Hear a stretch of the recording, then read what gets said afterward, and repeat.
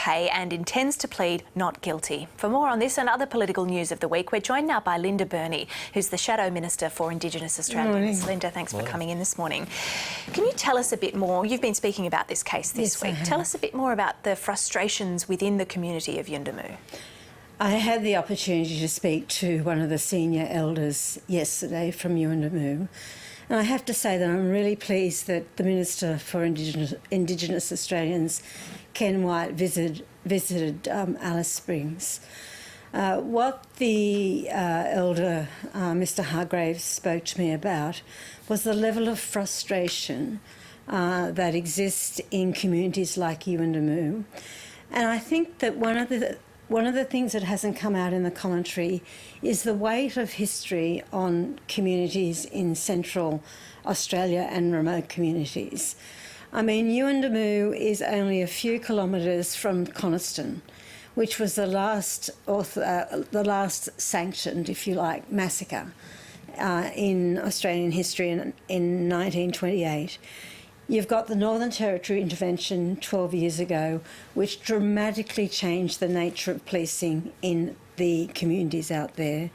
But you've also got extreme poverty and conditions that people like us on this panel can only imagine in terms of lack of water, lack of food security, lack of decent infrastructure, and poverty beyond description. What is the current state of firearm use among police in communities like this? In other words, are police habitually carrying firearms even when they're just going about their normal daily duties? Look, I can't really comment on that. I'm not quite sure. I know that there's a huge debate about carrying firearms, and a number of other communities are picking up the view that it's not appropriate in Aboriginal communities. And I do think you have to think about the relationship historically between police and Aboriginal people, which has been complex and difficult. But in my experience, the most important thing is to listen to what people are saying that are directly affected. The dignity and the respect that we offer to the family of Kumanjayi Walker, the way in which the community has conducted itself has been exemplary. And there seems to me to be, from my understanding, a great difference in the way in which community policing happened prior to the Northern Territory intervention to what it is now. You spoke earlier about the complexities leading up to this case. It's not just an isolated incident involving Kumanjayi Walker, but I guess it was a trigger point in a sense. So you've mentioned that Ken Wyatt, the Indigenous Affairs Minister, went to visit. Yes. Is the community feeling listened to, and are they hopeful that there might be some progress in some of those frustrations that you spoke about? I think at the moment they're feeling distressed and frustrated, and a deep sense of grief. The ceremony and the cultural components of sorry business is very important within Aboriginal communities, and that's what the community is going through at the moment, and that's important. But it's crucial that authorities listen to and work closely with communities, and I think that there is an enormous attempt to do with that. But you're right in saying that this death in custody is one of many. We had the burial of the young woman from Carnarvon just yesterday, who was also a death in custody. So it seems to me that the most important thing is to listen to what people have to say, and to find a medium or a central place where people can at least agree to go forward. But as I said, the weight of history and the fact that we had the Royal Commission into Aboriginal deaths in custody in the late 80s, early 90s, 360 recommendations, not all of them adopted by governments of all persuasions across the country. And to understand that this particular young man and the circumstances around his death has meant a great deal to the community and has plunged that community into deep grief and the frustrations that we've spoken about are obviously going to come to the fore, and they should.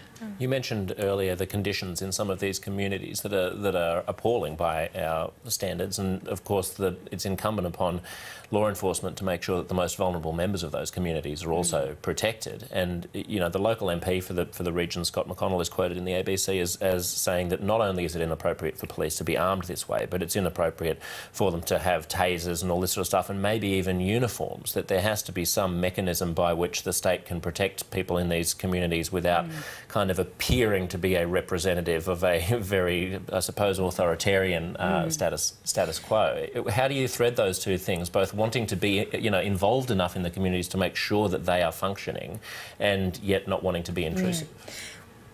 The simple fact, Josh, is many of these communities are not functioning. I got up this morning like you did and was turned on a tap, and clean water came out. We were able to make a cup of tea, have a shower and go about our business. If you're living in a house that doesn't have a functioning bathroom, where there are 20 people sleeping overnight, it is difficult to imagine just what the stresses and strains that puts on to the individual household and the broader community. And the frustration that was expressed to me yesterday are things like the federal government is about to roll out in April next year the cashless debit card across the whole territory without any consultation, without any discussion, without any view that perhaps people don't want this or would like to be consulted about it. Yet that's being ignored. And that's the level of frustration that we're actually talking about. The death of this young man is a tragedy. And has sparked, as Mr. Hargrave said to me, through tears yesterday, we can't take it anymore. On another issue, we've woken up to the news this morning that Liberal MP Andrew Hastie and Liberal Senator James Paterson have been banned from this study trip that they were going to China. Now, they've had a past of being quite critical of China and of the government there. Do you see that as the reason why they were banned? I don't know the reasons why they were banned. This was a regular study trip organised by an outfit called China Matters. Obviously, the two MPs are both backbenchers. Matt Keogh from the Labor Party was going to be going as well. And he's made comments this morning which I think were very sensible comments in terms of the importance of the relationship between China and Australia. And I know that you've been reporting this morning of a major trade deal between Australia and China. And I think the important thing to understand is that Australia and China have much in common, but there is divergence as well. We have a different value system, different political systems, but the importance of China as a trading partner in terms of jobs is incredibly important. Why Mr. Patterson and Mr. Hastie are not going, I guess will come out in the fullness of time, but I think there is a lot more going on than the comments that they have made in the past. When you refer, though, to the remarks from Labor's Matt Keogh about the potential that this government has damaged the relationship between, the suggestion that this government has damaged the relationship between Australia and China, is the subtext there that parliamentarians shouldn't speak bluntly and frankly about human rights? I think our responsibility as parliamentarians is to be honest and obviously to speak about human rights. But I'm not sure that that's the actual issue here. I really don't know a great deal about it. Shouldn't we just go to the Chinese and say, look, if you're an elected representative, then we get to go to each other's countries. Let's just make that the rule. Well, if you're a member of government, then we get to go to each other's countries. But we're friends, so. But people do get to go to each other's countries. Well, not these two. The two gentlemen involved. I don't know the reasons why they're not going. They are making quite a play about their comments in the past. I know that the China Matters organisation is saying that that's not the reason. I don't know where the truth lies, except to say that China is an incredibly important trading partner. We have respect between both nations, and that respect's important. Linda Burney, thanks very much for coming in this